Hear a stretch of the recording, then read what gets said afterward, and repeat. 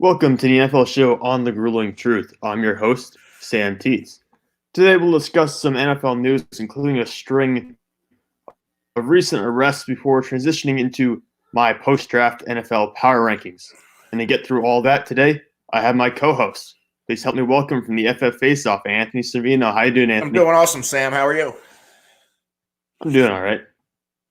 But anyways, we've been off the air for a little while. We missed a couple of days, but during that time period, we got three NFL players, or three notable players who have been arrested on various charges. We have DeAndre Baker and Quentin Dunbar, who were involved in probably the most egregious incident, or it was alleged that they robbed some people at gunpoint. Yeah, there's been a few arrests. You mentioned we'll get to them. Ed Oliver, there was Cody Latimer, and now and Dunbar and Baker kind of they kicked it off. Do we have any clarity on these situations? I know that their sides are saying that they didn't have anything to do with it, but of course they're going to come out and say that. Yeah, the Ed Oliver situation you brought seems pretty cut and dry. That's just a DUI with the gun charge, with like having a weapon in his vehicle. That kind of is cut and dry. I feel like there's no way to get around that. He'll serve whatever he gets for that, or whatever fine he has. But the Baker and Dunbar situation is much more extreme because you could face. I mean, if they're found guilty, these are players who could potentially just be cut by their teams or suspended for the entire season based on if they did held people at gunpoint. Well, DeAndre, go ahead. He's been banned from team meetings. Yeah. So he could, and it's the virtual meeting, so he can focus on whatever the hell's going on with his legal issues. But is it DeAndre Baker and Cody Latimer? They at least at one point, I believe they played together with the Giants. Yeah, Latimer's been with the Giants in the past. And I don't know. If you're the Giants, at least with DeAndre Baker, even and Ron Rivera and Cody Latimer, with these changes, I think you got to move on from these players. If they're guilty, you move on. Yeah, I think with Baker, it's a scenario where you can't. He's a first-round pick from last year that you actually traded to get, so it's very hard to just move on from him because obviously you're losing a lot of draft capital there. You're losing a guy who you pinned as your top cornerback for the next decade. But Joe Judge didn't. Oh yeah, that's maybe true. Gettleman did. Joe Judge didn't. No, but I was going to say you have to, if he is guilty of this, because there's the rumor that he ordered someone else, a third person, to shoot someone else or something like that. So if there is if there's any evidence behind these arguments that's clear that this occurred, then I think you have to find a way to get DeAndre Baker off your roster. Like Quentin Dunbar, he went from Detroit to Seattle, and Seattle has Pete Carroll and Russell Wilson. They're established. Ed Oliver's with Buffalo, another established or at least going in the right direction franchise. If you're the Giants and Redskins with Latimer and Baker, you got to set the tone if you're a part of this new regime. Yeah, this can't be taken lying down. This can't be taken lightly at all. And I'm not going to assume he's guilty just based on the report, but the initial report did sound very bad. I mean, it wasn't very fine for him. They've since come out and they've said that, hey, we've got these witnesses will testify this is not what happened. This is not how it went down. But at the same point, it's not looking great. I think you could probably weasel your way out of this legally because there is so much contradiction between the people who say they were there and had firsthand witnessing of the potential crimes that occurred. So you might be able to get around that, but at the same point, it's just not good. This is something that you shouldn't have happening, and you have to make sure if you're the Giants, tell the rest of the players on your organization, on your roster, to say, hey, look, we know you're away from football right now. We know there's some uncertainty with the world out there right now, but we have to keep this professional. We have to keep us out of legal trouble. We can't be doing this right now. And this all kind of happened one day after another, and I feel like this happens every year with the NFL, where it's been a relatively quiet offseason with player incidents, and then you get hit with 3 or 4 days worth of really bad ones. Well, it still happens. The players go home. They go back to their hometowns. They have money. They've got time now. They're outside the regiment style of the usual NFL season. And now this is when mistakes happen, and you usually get it just in waves. And like you said, this is the first wave of the offseason. Hopefully it'll be the only one. But Baker, Quentin Dunbar, Ed Oliver, Cole Lattimore, maybe they're just putting themselves in situations they shouldn't be in. And that just ends up in this scenario where now you've got 4 guys who have been arrested in the span of a week. Not even a week, but 4 or 5 days, really. Right. Nobody's immune. I mean, what was it? How many times have we heard Patrick Chung and cocaine with the New England Patriots? That's like every year and a half or something like that. It's over and over. But now there are some of these guys who have a greater chance of recovering. Someone like Ed Oliver, obviously, for him it's a more minor incident.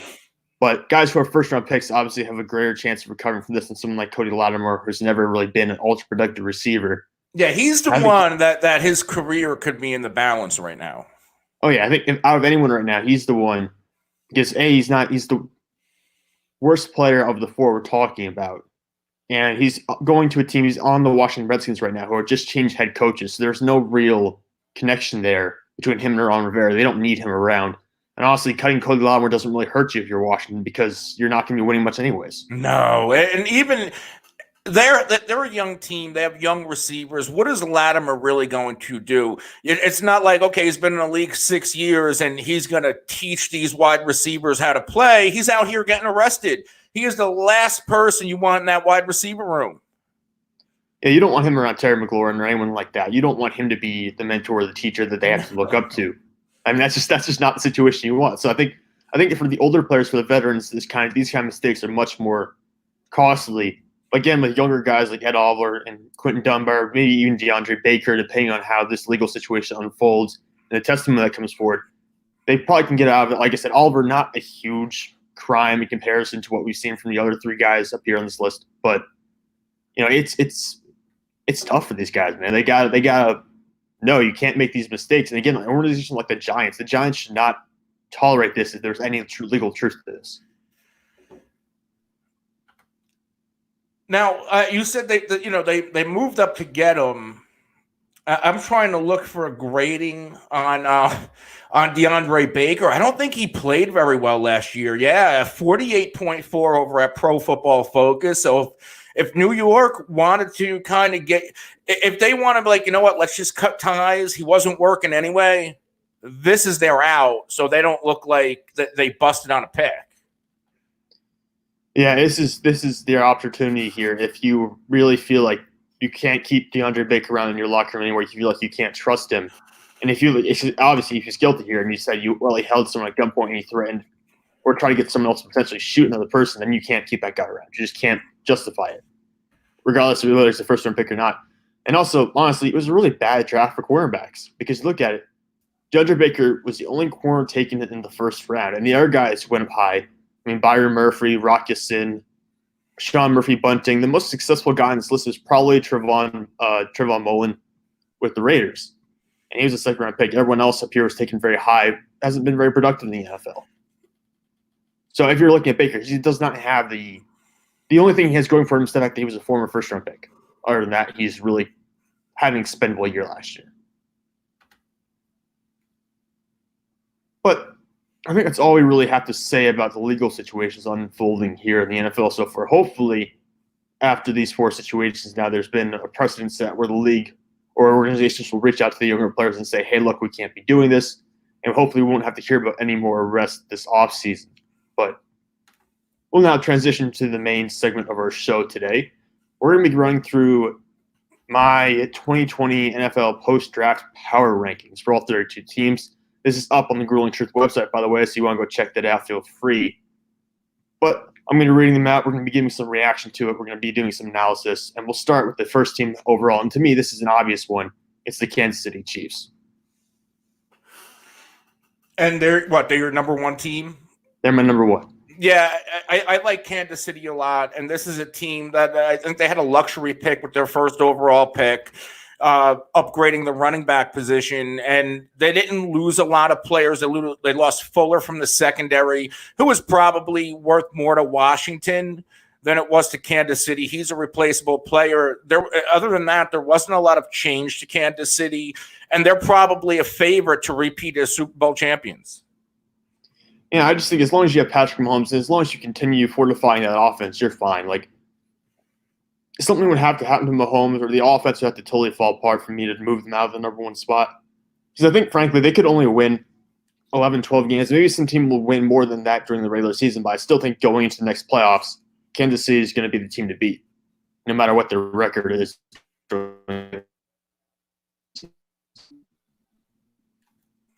But speaking of the regular season, this is a team I think that could win 13 games this coming year, and it's the Baltimore Ravens. I have them number 2. You have Baltimore number 2. I mean, I don't hate it. This is an AFC now with no Tom Brady in it. The Patriots aren't going to be the same team. And, Baltimore, they had a big season last year. And their holes, I think they filled well in free agency in the draft. And their biggest holes was in the front 7. I think they came out and took Patrick Queen. Yeah, that was their top pick. Yeah, I think they got 2 starting linebackers, too, because they also got Malik Harrison, who should start there as well. So they got 2 starting linebackers in the draft. They also added Derek Wolfe and Calais Campbell through free agency. So they basically, they fixed their biggest hole in the defensive side of the ball. They had some issues on the offensive line. I know some guys have retired, someone like Marshall Yanda. So I know they're going to have a little bit of a exchange there. And they really didn't get much better in terms of their receivers right now. They still have some weak receiving position is still fairly weak, but otherwise it's still basically the same team as last year. So I think this will still be a very dominant franchise. But I do think a lot of that will hinge on Lamar Jackson, his ability to repeat what he did last year. Speaking of repeating what they did last year, though, this is a team that I think is very much in the spotlight. It's from the NFC. It's the San Francisco 49ers. I have them at 3. San Francisco is one team I'm a little bit worried about. I think there are legitimate questions on Jimmy Garoppolo, and they didn't do him any favors. They went out and got Ayuk in the draft, and I like him, and they liked him a lot. They liked N'Keal Harry a lot coming out last year. But they lost Emmanuel Sanders, and for me, that offense, more so that passing attack didn't start to click until they had that veteran presence. So unless Deebo Samuel takes a step up, I think they could struggle passing the football much like they did last year. The defense should be the same, but this team, they dominated a lot of games, but they also lost a handful of one-score games. 2 of those wins came against the Cardinals, and that wasn't a very good Cardinals team.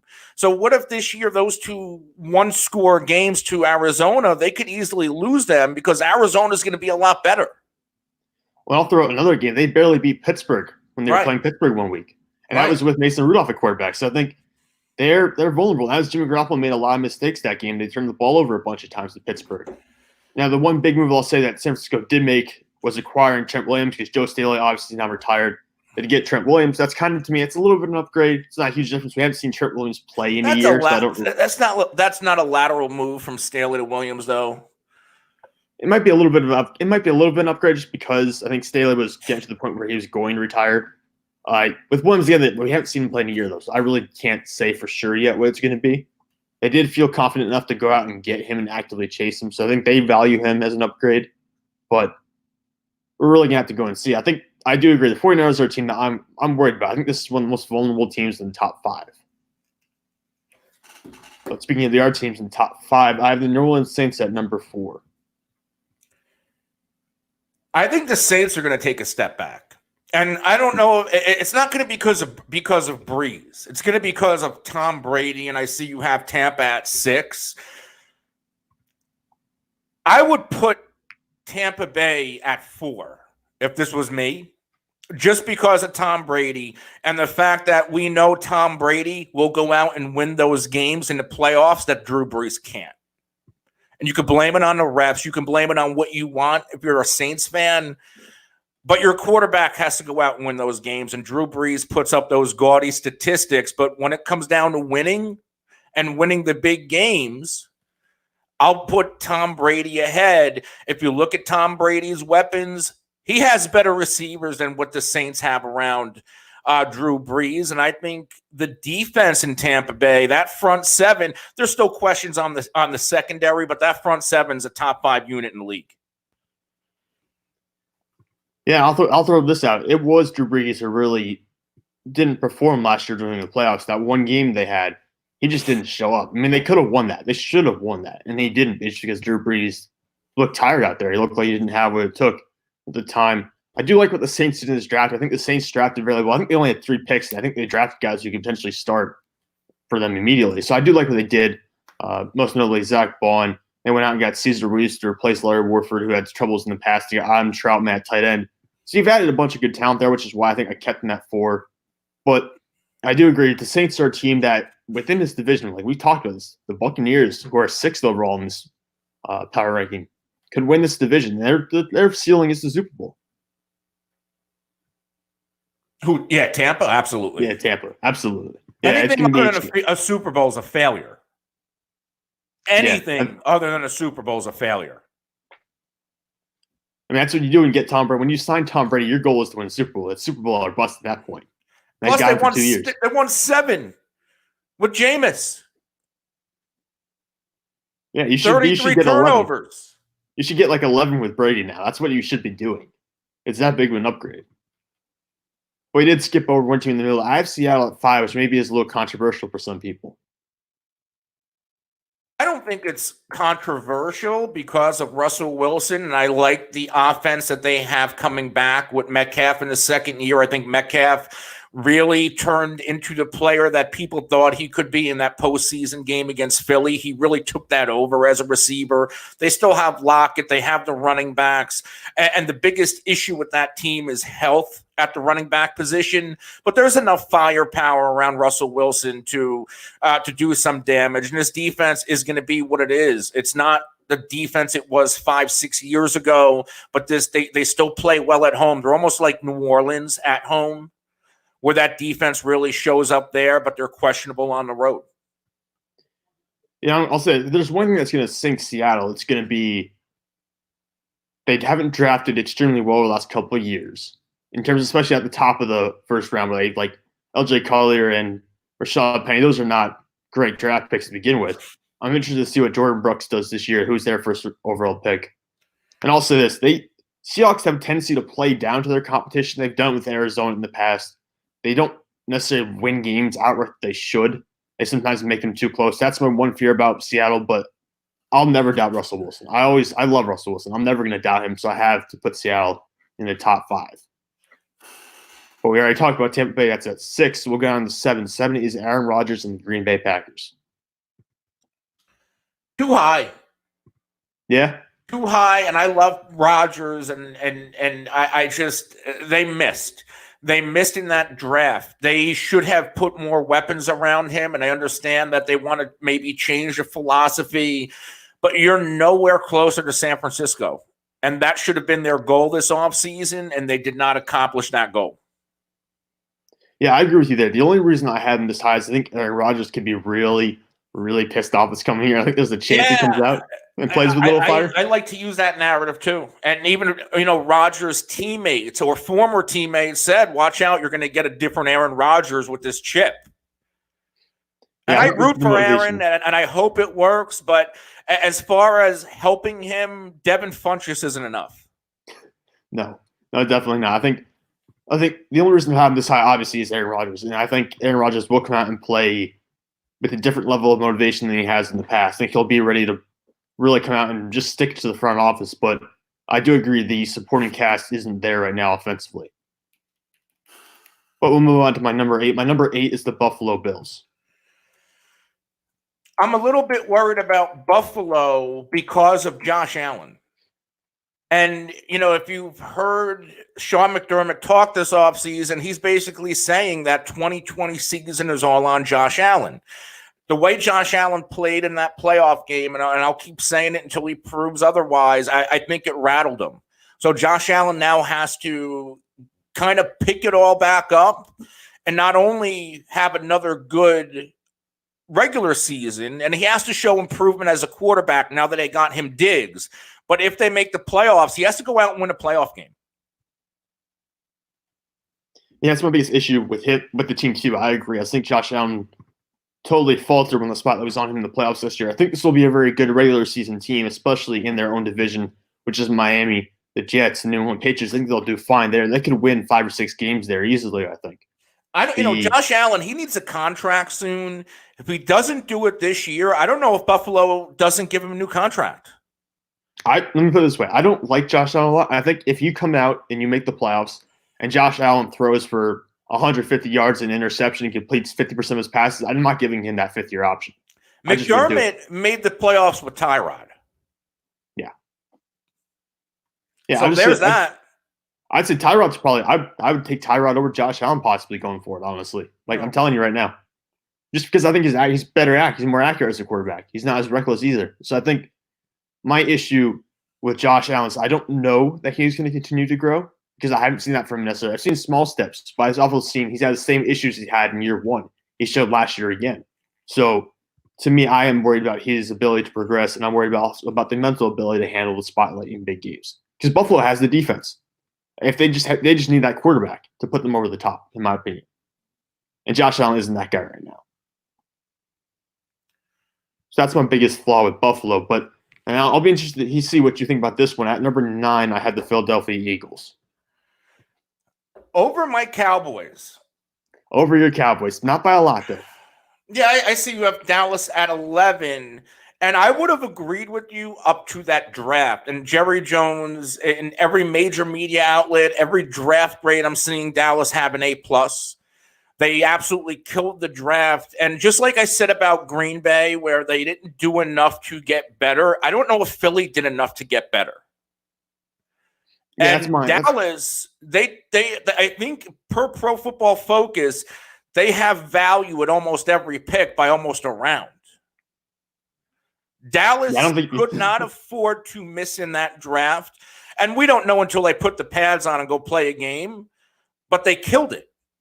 And after that draft, and I was kind of down on Dallas this offseason, but I'm a lot higher on them now than I was, and I would put them ahead of Philly because on paper, they are a better team than Philadelphia right now. Yeah, I mean, yes, I did a pre-draft rankings. I don't think I published for the grueling truth, but I had Dallas closer to the 14 or 15 spot at that point, and I moved them up quite a bit after the draft, just because, like you said, you don't even need Pro Football Focus to tell you that. Just looking at the guys they got, I can tell you they got value picks. They got guys who will come out and contribute in the first 2 or 3 years of their careers immediately. I do fault Philadelphia for the way they drafted, just because I personally don't like it. I do trust Doug Peterson and Howie Roseman, so that's why I kept them at number 9. Is I have trust in that and faith in that front office. But again, if they shatter that faith by coming out and not performing this coming season, then I'm never going to give them the benefit of the doubt again. It's just will be gone from that point on. So, based on some of their past success, I'm leaving them at number 9 for now. But I'll say numbers 9 through 11 to me are very close.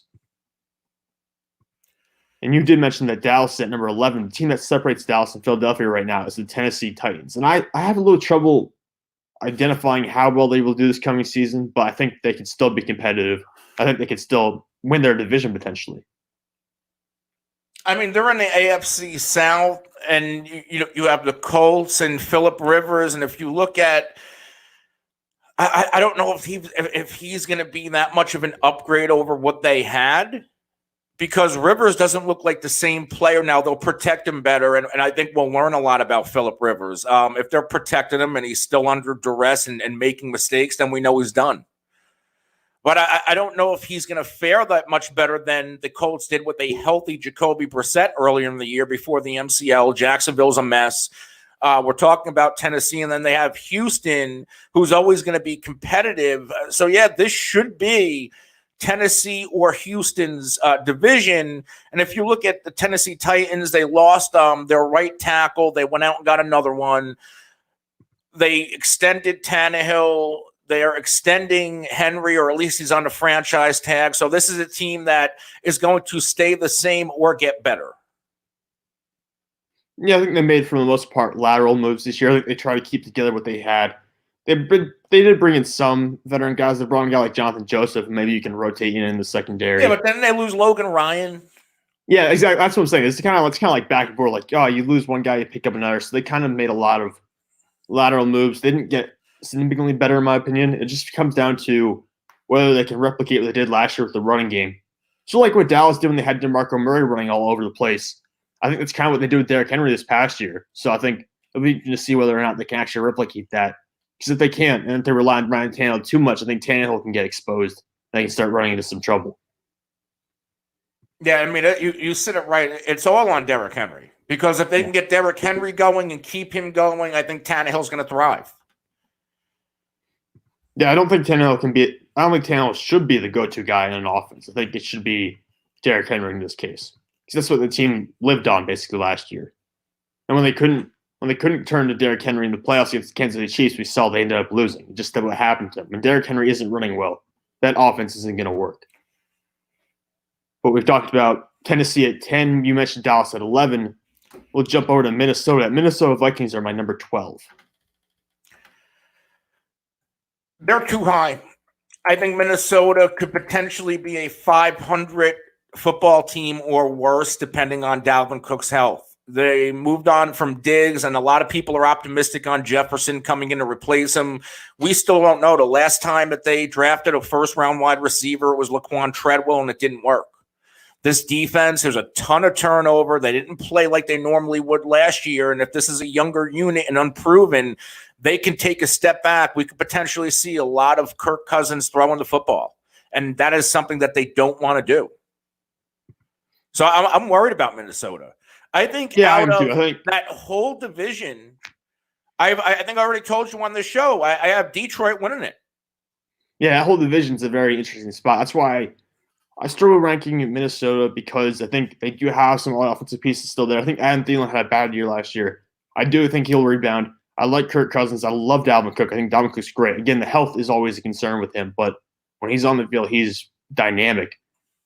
For me, it comes down to how immediate can all the rookies they drafted contribute. Because they got a ton of rookies. They got over 11 or 12 guys they brought in this past year.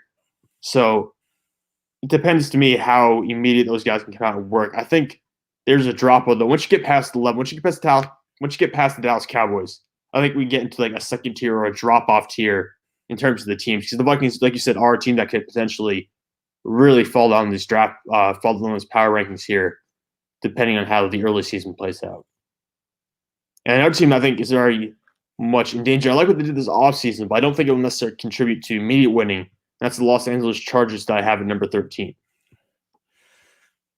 The Chargers have a good roster. I always say that they have a top 3 to 5 roster in the league. The big question is at quarterback. I think if you go out with Tyrod Taylor, I think you could potentially be a playoff team, especially under a new format. I wouldn't put it past them if Justin Herbert is at least, if he's going to be the answer, he'll at least flash a little bit in his rookie year, and I think he can win some games. But if this roster can stay healthy and at least one of these quarterbacks can work out, the Chargers should be in the playoff conversation. Yeah, I love the whole division stuff. I think the Chargers are up there, and to me also Denver, who I have coming up at number 15. I think they're a team that's also in the conversation. But before we turn to the Denver Broncos, I want to go with 14. 14 is my Pittsburgh Steelers. I like Pittsburgh. I like Pittsburgh last year, and I felt Pittsburgh as a team, if they have even a Colt McCoy as their quarterback last year, they're a playoff team. So now you have Big Ben back. I think they're going to protect him by running the football and playing good defense. And if Ben can stay healthy and he's not trying to force the ball down the field like he still has Antonio Brown and Le'Veon Bell on the other side, then Pittsburgh should be good. I think they're going to be a lot better than what people are going to give them credit for. People have arguably Baltimore running away with this division. I would pump the brakes a little bit with a healthy Big Ben and the defense they're going to put on the field. I think Pittsburgh will take a game from Baltimore this coming year. I think they'll get one. I think they'll split the season series. And I do like Pittsburgh. They still have got arguably the most talented defense in the NFL right now. And Big Ben makes all the difference in the world. After seeing Devin Hodges and Mason Rudolph play last year, I think it'll be a treat to see Ben out there again. And I think it'll make a huge difference because he's even at 70% of what he was back in 2018. He's still 100 times better than Mason Rudolph. So I'm feel comfortable with him going forward. But it does lead us now to the Denver Broncos at number 15. This is a team that I have high hopes for this coming year. I love Denver. My co-host on my show, he loves Denver, and this is all on Drew Lock. They put enough firepower around him to make him a success. If Drew Lock doesn't work, I think potentially early, and if a guy like Cam Newton is a free agent going into the season waiting for an opportunity, I think Denver has to pounce on him. Yeah, because you put together a team now that can skip a little winning games. That's a right now. playoff You've team. added That yeah, is you a oh yeah, it should be. playoff caliber roster. Yeah, absolutely. I mean, you've added the receivers now, and Jerry Jeudy and KJ Hamler in the draft to pair alongside Cortland Sutton. The offensive line still is a little meh, but I mean, yeah, it's good enough to win with. You've got a stacked backfield with Royce Freeman, Philip Lindsay, and Melvin Gordon. And defensively, you've added Jarrell Casey, you get Bradley Chubb back, you picked up AJ Bouye, and you're bringing back Justin Simmons, and you get Bryce Callahan back from injury last year. So this is a playoff roster. You should make the playoffs this year. Yeah, and even that means Callahan was brought over with Fangio from Chicago, so he already knows the system, so missing that time isn't going to hurt him. No, he'll be ready to play immediately. So I think they have made a lot of upgrades on both sides of the ball. I think it's going to be a very fun team to watch. But like you said, it comes down to Drew Lock. And I think if you're right, if they open the year 2-4, I think you have to consider getting Cam Newton. If they open the year 2-4 and Drew Lock is playing poorly, then yeah, you make a change. Yeah, you have to, because this is a team that needs to win. But moving on from Denver, you go down to number 16. Number 16, I have the Indianapolis Colts. You have the Colts ahead of Houston. And I see you have them 16 and 17, but I got to ask why. Partially a little hatred of Bill O'Brien in there, but as well, I just feel like the Colts are a team that is much closer to winning than I think some people expect. Just because the Colts also, by the way, have a much easier schedule than the Houston Texans. I've looked at this too. They have a much easier road to the playoffs. And I think the biggest flaw for Indianapolis is that secondary, but I don't think the Houston Texans have a great defense anymore. I don't think their defense is marginally better than Indianapolis's. I don't think Houston can stay healthy based on guys like Brandon Cooks and Will Fuller being their star options at receiver and David Johnson in the backfield.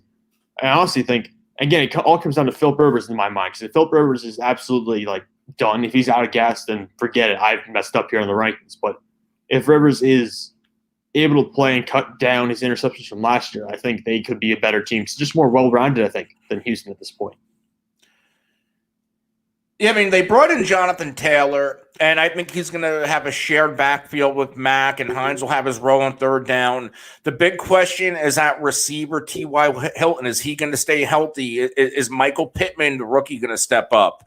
They lost Ebron. They still have Doyle. I just think there are more question marks at receiver. But are they really going to be a passing team just because they brought in Philip Rivers, or are they going to stick with their ground and pound and defensive philosophy? I think if the Colts can kind of do what they did last year, and then maybe let Philip Rivers go win a couple of tough games, they should be fine. But if they think they're going to go out and have Rivers throw the ball like this is like 2007, I think it's going to be a long season. Oh, yeah, I think – let me put it this way. If they do what Tennessee did last year, if they do something along that line where you use Marlon Mack and, Jonathan Taylor to kind of pull those two together and try to form a Derrick Henry situation out of that, if you're able to do that and run the ball that consistently and kind of make Philip Rivers your second option in the offense, I think you can do fine. I think they can make the playoffs as a wild card team if they do that. And what we're going to say. No, I was going to say, as for the Houston Texans, I do like Deshaun Watson. I love Deshaun Watson, but it's just I feel like there's so many holes between the offensive line. Now you don't really have a running back I feel like I can trust. Your receivers, I'm still suspect on. I don't know if they can stay healthy. So there's just so many things I could see going wrong in Houston. I just don't know if they can outlast Indianapolis. Yeah, I think the biggest loss is obviously DeAndre Hopkins, but they brought in, Randall Cobb. I think that's going to be enough. If they can just have these receivers stay healthy, you're not going to have one guy going off. I think you're going to have more of a spread passing attack because they still have Kenny Stills and Will Fuller and DeAndre Carter. They have about 3 tight ends that can catch the football. The line was a mess last year, and Tunsil helped that. So that was at least an improvement there. And at running back, you're in a situation where if David Johnson doesn't work out, can he be much worse than Carlos Hyde? And Carlos Hyde rushed for over 1,000 yards. So if David Johnson is not the same player from 2016, and he's just an average running back. And, Carlos Hyde's an average back and went over 1,000. That's true. David Johnson also got replaced by Kenyon Drake last year. Kenyon Drake was playing very well, don't get me wrong, but I just think it's a system thing. I don't think David Johnson fit in that system. Yeah, there had to be the issues there because he was rushing. He wasn't getting enough carries, I don't think, last year. There was a whole bunch of stuff going on in Arizona. I didn't really understand with David Johnson the last couple of years. But it'll be interesting to see. Maybe changing scenarios, maybe changing scenery will actually help him out here, bring him back to what he was beforehand. But I do think the Colts and Texans are probably closer to each other than people think. Now, going on to number 18. Number 18, I have the Cincinnati Bengals. And this is obviously based heavily on my expectations for Joe Burrow. I do think Joe Burrow will be a very productive quarterback as a rookie. I don't think he's going to be the kind of guy to lead them to the playoffs, but I think he can be very productive. I like Cincy at 18. I love the talent on the roster. I think Burrow, if he works, he's going to change this franchise. I find it interesting you have them over New England. I don't disagree with it because I believe the Patriots are a 4 to 6 win roster. Yeah, I do have the New England Patriots at 19. And again, a large part of that is because of Bill Belichick, just because you have to give respect to him. And I'll give the respect to him until they come out and they play and they win 3 or 4 games. But I do agree with you. I think this is a roster that's not built to win, I'll say, even 6 games. I don't think they're going to get there. And if they do, it'll just because they were superiorly coached to their teams. But I do think, just based on the players you have starting right now, 4, maybe 5 wins is probably what we can expect from the New England Patriots. One jackass on Twitter, and he's a fantasy analyst, and I'm not going to say his name, but I kind of bury him every chance I get. He's with a pretty big place. He tweeted out that Jarrett Stidham is going to win more games than Tom Brady. Yeah, come on. I mean, what a bunch of clickbait tomfoolery. I was going to say something a lot worse than that. Yeah, I agree with you there. I mean, that's a good way to get a couple thousand views on an article you post or a couple thousand interactions on your tweet because, yeah, you're going to spark debate with that. But, I mean, obviously that's not a debate because you're absolutely wrong there. I mean, Tom Brady's going to go out there. Like we said, they're expected to make the playoffs this year. There's no one expecting New England to make the playoffs. It should not be expected to make the playoffs. And Jarrett Stidham won't win more games than Tom Brady because I'm not even sure Jarrett Stidham's going to start the entire season. But, yeah, that's just pure stupidity on whoever's part that is. Yeah. That's ridiculous. But speaking of ridiculous, we'll move on to number 20. Number 20 is the Cleveland Browns. They have the talent on the roster to be a top 10 team in your power rankings. I just don't know if they have the quarterback to get them there. At least the quarterback in place right now is Baker Mayfield, and it's all on Baker. If Baker can play like the Baker in his rookie season, this team, the ceiling is probably a Super Bowl appearance. That's the ceiling with all of the talent. But we know what the floor is. The floor is what we got last year out of Cleveland. And if we see any semblance of the same Baker Mayfield, they're going to turn to Case Keenum. Oh, yeah. And unfortunately for Cleveland, the floor is the norm. So for them, they underachieved significantly like they did last year. And they got better this offseason by adding guys like Austin Hooper. I think they drafted all right. They didn't draft fantastic, but it was pretty good. Again, I just can't trust them. I just can't trust the coaching they do. The coaching is new coaching staff again. It's the third coaching staff of Baker Mayfield's 3-year career. They have a lot of firepower on offense, and their defense is good. Their defense is good enough to be top 15, but that offense, they have enough firepower to be top 5. Oh, yeah, absolutely, because they got Nick Chubb, Kareem Hunt. Yeah, Austin Hooper. You still got David Njoku there. They fixed the offensive line. Well, I don't say they fixed. They've tweaked the offensive line. It should be better this year. Yeah, guys like Jack Conklin, draft Jedrick Wills. No, Jarvis and Odell. I mean, it should be good. It should be, in theory. On paper, this is a great team. It just doesn't work out that way ever for some reason. Something always happens. So I keep them at number 20 just because I don't want to be bitten by the same snake over and over again at this point. Can you imagine if they added Cam? Oh, that'd be something. Can you imagine what the national media would have a field day with them? They'd have a pro. Their whole offense would be a Pro Bowl offense on paper. Oh yeah, it absolutely would be, and they still win 4 or 5 games. I don't know. Growing up as a Steelers fan, you see Cleveland every time, and you're just like, I don't know what they're doing over there. But I'm going to leave them at 20. There's so much potential in that team, but again, until they actually show they can fulfill it, I'm leaving them down here at 20. And speaking of unfulfilled potential, how about the Chicago Bears? They're at number 21. They were an 8-8 team last year, and they added Nick Foles, and I think that was the worst move. The best move they could have made at quarterback would have been Andy Dalton or Jameis Winston. And I only say Jameis Winston's because they have a defense that can bail Jameis out, because we do know Jameis can move the football, something that Trubisky couldn't do consistently. Foles is coming off the injury, plus he's never played well out of Philadelphia. This team is going to be a disaster, and I think 2021, they might blow everything up. Move on from the quarterbacks, move on from the head coach and a general manager. Yeah, I think adding Nick Foles signaled the end of Mitchell Trubisky's time here. I think he's going to lose the starting job sooner or later to Nick Foles before the year's over. I feel like Ryan Pace brought in Foles to kind of almost save face a little bit to show, listen, we know there's a problem here, but I'm not ready to admit I was wrong about trading up for Trubisky. That's what that shows me. He doesn't have to admit he's wrong. He just has to get fired for it at the end of the year, which is probably what's going to happen here.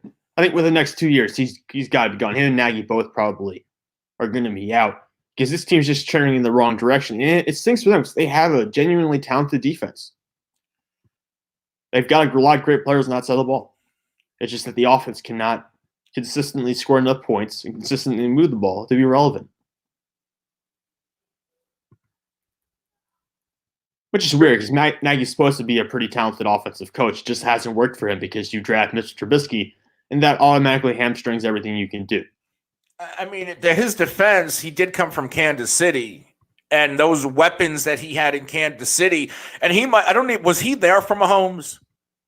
No, I don't think so. So even without Mahomes, he had career highs from Alex Smith. Yeah. With Kelsey and Tyreek Hill and company and Kareem Hunt.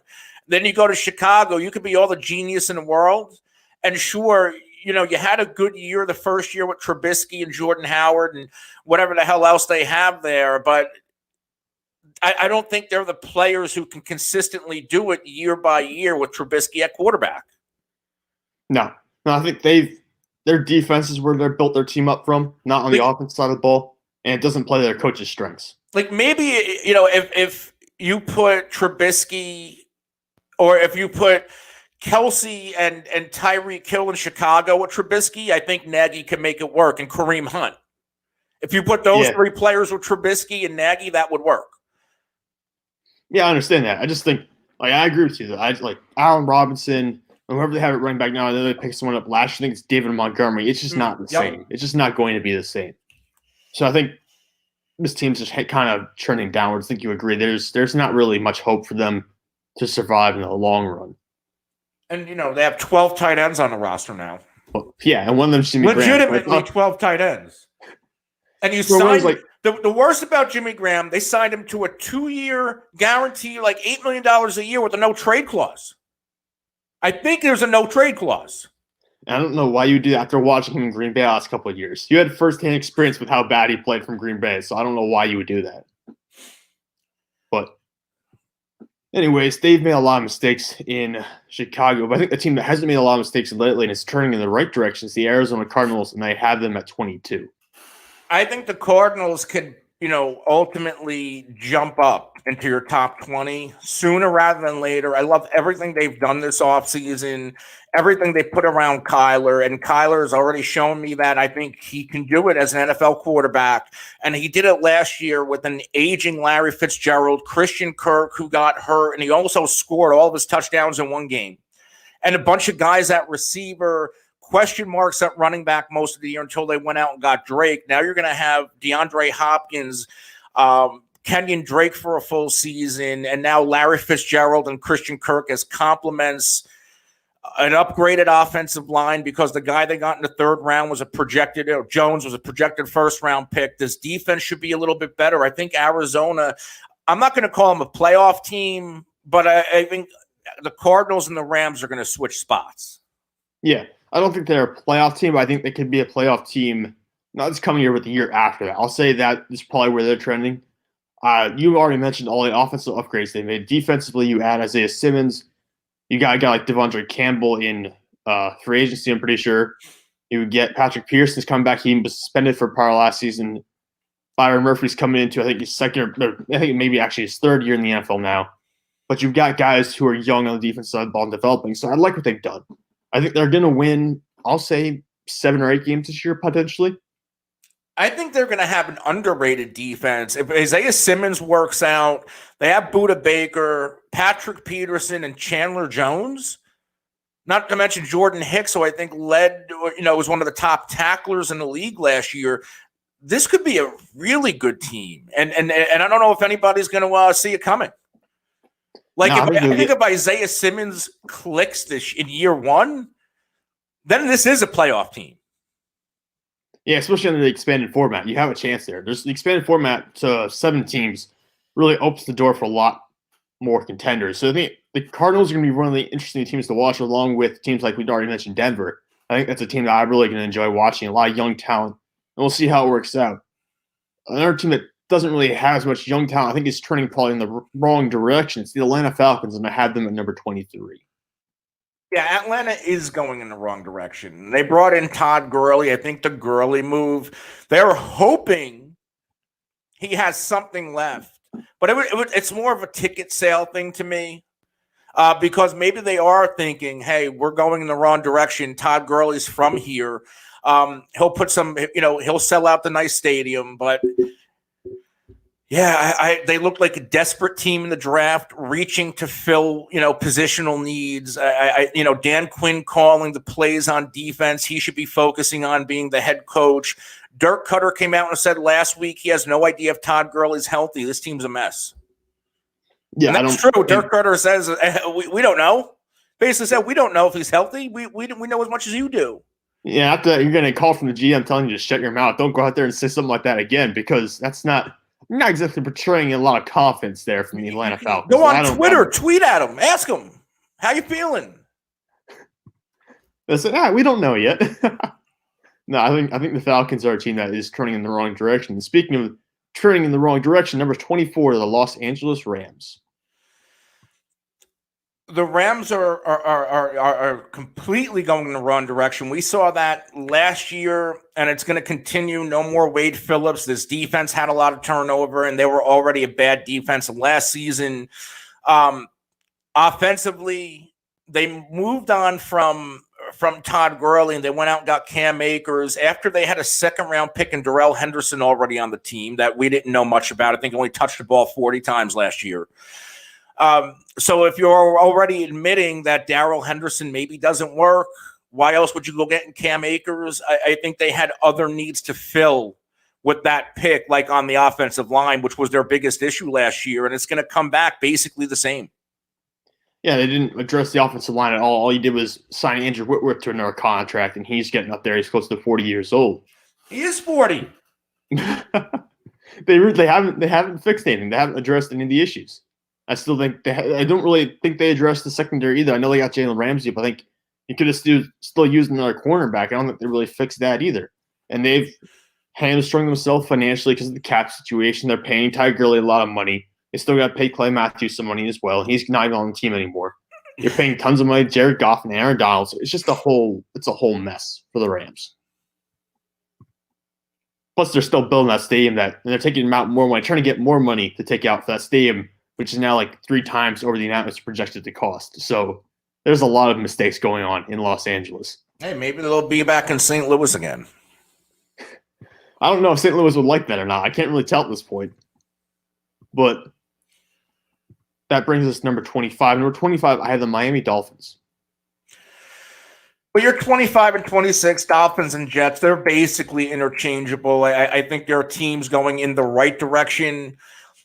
I'm going to assume you have Miami ahead because of Tua or because of the coach? I think well, coaching and Tua. I think it's a combination of both. I think if you look at Brian Flores as a guy who I like more than Adam Gase, I think Tua will be a very good player in the NFL. I think he's the top 5 for the past 10 years. So I like what he could potentially be. I don't know what he is. The truth is, but there is always the injury history, and I don't really know how it's going to work out. But I am projecting a little bit for the Miami Dolphins to be better than the New York Jets. See, the Jets won 7 games last year with the quarterback coming off mono. C.J. Mosley never saw the field. Injuries all over the place. Nothing worked on the offensive line. And I think the personnel, maybe they didn't make any huge signings, but this offensive line is going to be better. I like Joe Douglas, the general manager, a lot. I think he's going to turn everything around. And if they can win 7 games last year, you have to assume if this team can stay healthy, I wouldn't put it past them to win 9-10 games. And I've said it before. People think I'm nuts. But all Josh Allen has to do is take a step back.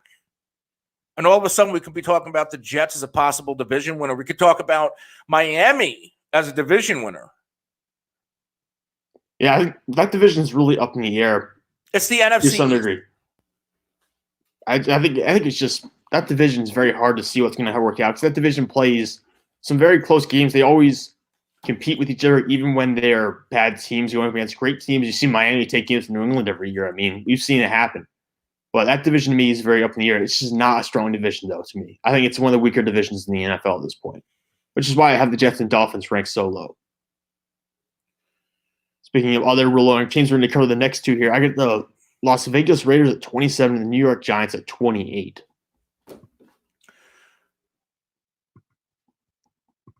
I'm shocked you have Oakland, Las Vegas, whatever you want to call them, so low because you like Derek Carr. And at least right now, Derek Carr is a starting quarterback. And they were a team that almost looked like they were going to make a postseason run in the middle of the year until the rookie age caught up to them because they had a lot of rookies playing significant time. They played well. This is going to be a young team again because they did bring on a lot of young players again. If they could commit to Derek Carr, I think they're going to be a pretty good team. But the issue is they have Kansas City, the Chargers, and Denver now in that division. Their window was maybe 2 years ago. Yeah, that's my biggest issue with them is they're playing an incredibly tough schedule within their own division. It's not that I necessarily dislike the Raiders so much. I don't really love their leadership right now, but it's not that I necessarily hate the Raiders and their personnel. It's just that I think the Chargers are significantly better on paper. The Denver Broncos are significantly better on paper. The Chiefs, I have ranked number 1 in this whole thing. So for me, this is just a team that is a solid team, but they're going to end up last in their own division. So I have them ranked fairly low for that reason. On the other hand, after the Giants, I think the Giants made some good draft picks this last year. I liked what they got with Xavier McKinney and Andrew Thomas. I just still think they're a year away. I don't think next year is going to be their saving grace. And honestly, if DeAndre Baker ends up leaving the team because it turns out to be a huge legal situation, then you suddenly lost a first-round pick from 2 years ago, and you're set back maybe another 2 years. So I like the Giants a lot. What? I like the Giants a lot, but I think you're saying the right things in terms of maybe them being a year away.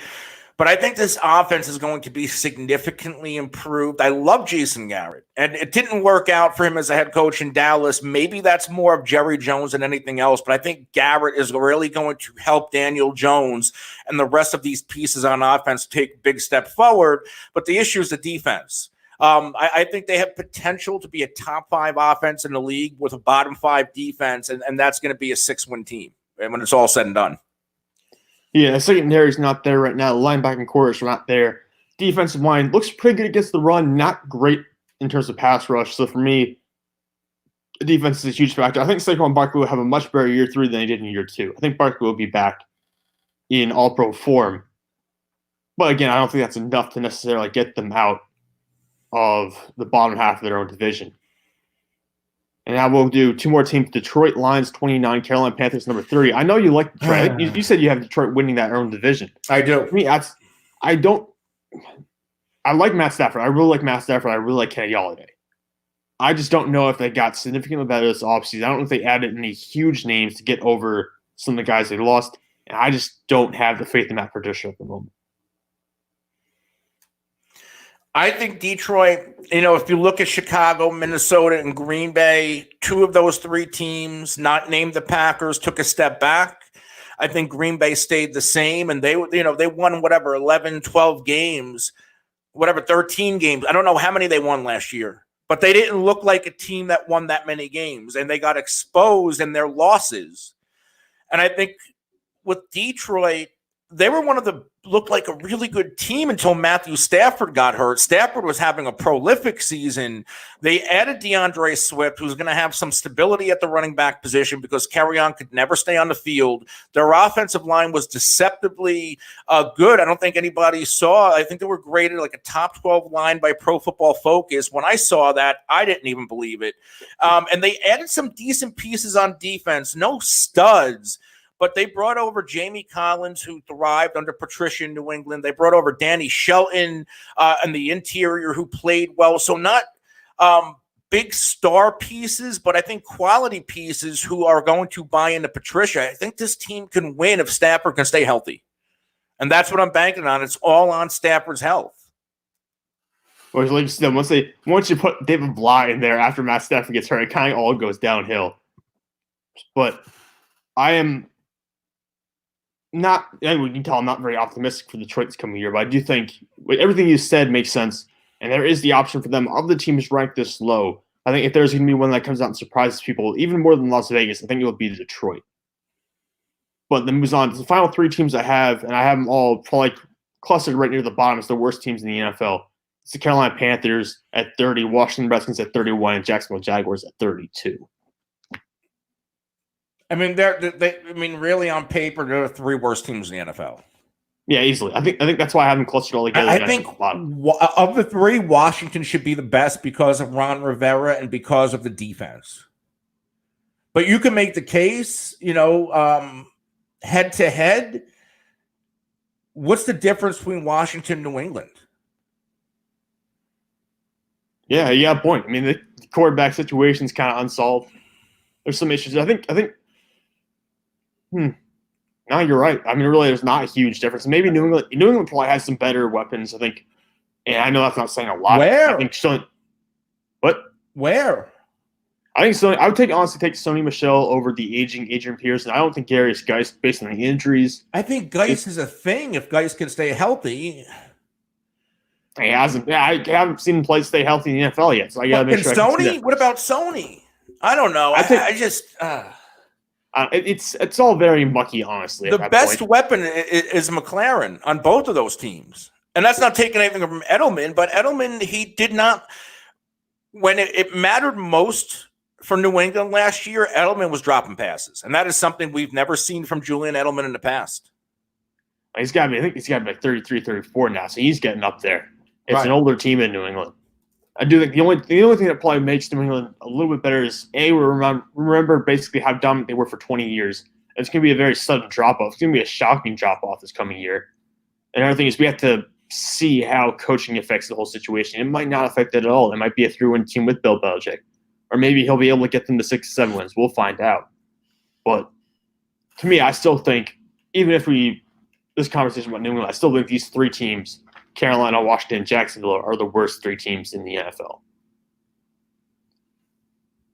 But that just about wraps up the main segment of our show, unless you have anything else you want to add. No, just follow me on Twitter at The Real NFL Guru and follow my show at the FF Face Off. We can be found at all the top social media and podcast platforms. And right now, if you just go on my Twitter feed or the show's FF Face Off handle, we are giving away a signed Devontae Adams jersey. Who are you? I'll check that out. I'll go look at that, but you can follow me at Sam_Teats33 on Twitter. I'm not giving away any signed products right now, but it's still a pretty cool follow. So go out, check out my page. I'm also on Instagram or Facebook, so feel free to go check me out. And as far as Google and Truth goes, you can follow all our articles online on the website. We also have plenty of podcasts that run on a daily basis, so feel free to go check those out as well. But anyways, that wraps up our show for today. So for Anthony Servino, I'm Sam Teats, and you've been listening to The Grueling Truth, where the legends speak.